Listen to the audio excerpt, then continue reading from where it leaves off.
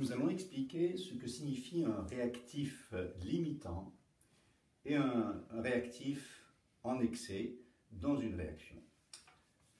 Prenons l'exemple de la relation de l'équation suivante, CH4 plus O2 donne CO2 plus H2O.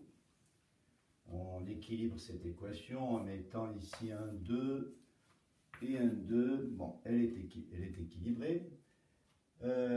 L'équation sert à nous dire que si on met une mole de CH4 dans un récipient avec 2 moles de O2, ils disparaissent et ils se transforment en une mole de CO2 et 2 moles de H2O. Si dans le récipient, au début, ce que j'appellerais à l'état initial, supposons qu'on mette 10 moles de CH4 avec, mettons, 8 moles de O2.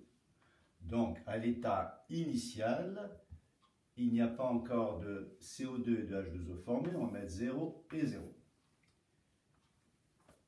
Alors, on remarque que les quantités de ACH4 et de O2 qu'on a mis dans le récipient, 10 moles et 8 moles, ne sont pas dans la même proportion que l'équation.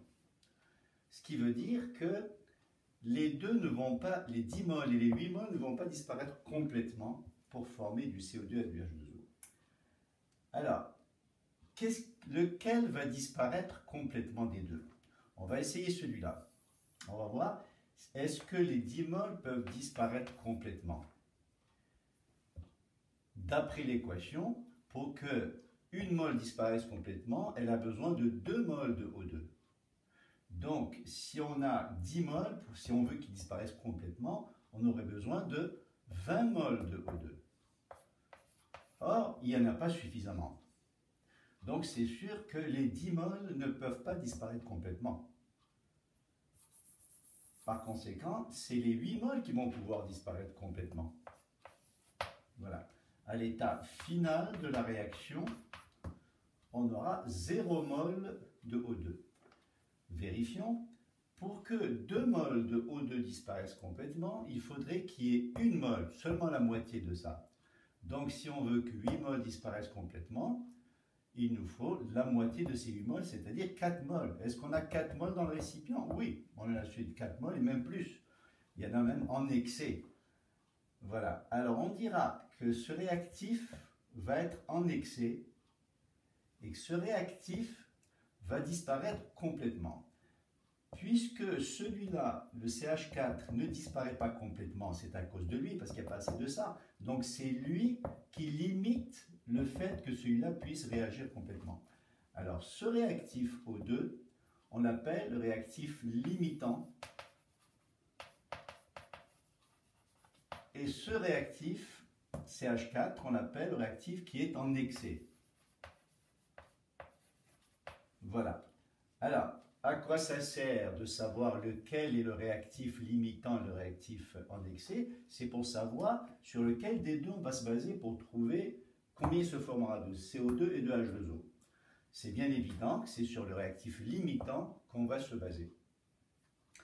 Puisque les 8 moles qu'on a mis dans le récipient vont disparaître complètement, combien il va se former entre l'état initial et l'état final? Ben, on voit que ici c'est 1 mole et 2 moles, donc 2 fois moins qu'ici, donc ici ça va être 2 fois moins que 8, ça fait 4 moles. Et ici bien entendu c'est 2 fois plus que ça, donc il va se former 8 moles de ça. Donc à l'état final, nous allons avoir, il n'y aura plus de O2 dans le récipient, mais s'il a disparu 8 moles, il va disparaître sur les 10 moles qu'on a mis, la moitié, vous voyez que ça c'est la moitié de ça d'après l'équation, donc il va disparaître ici la moitié, c'est-à-dire 4. Il va donc rester 6 moles dans le récipient, qui ne peuvent pas réagir puisqu'ils n'ont plus de O2 avec lesquels réagir, se transformer. Alors par conséquent, ici à l'état final de la réaction, on trouvera 4 moles et on trouvera 8 moles. Voilà.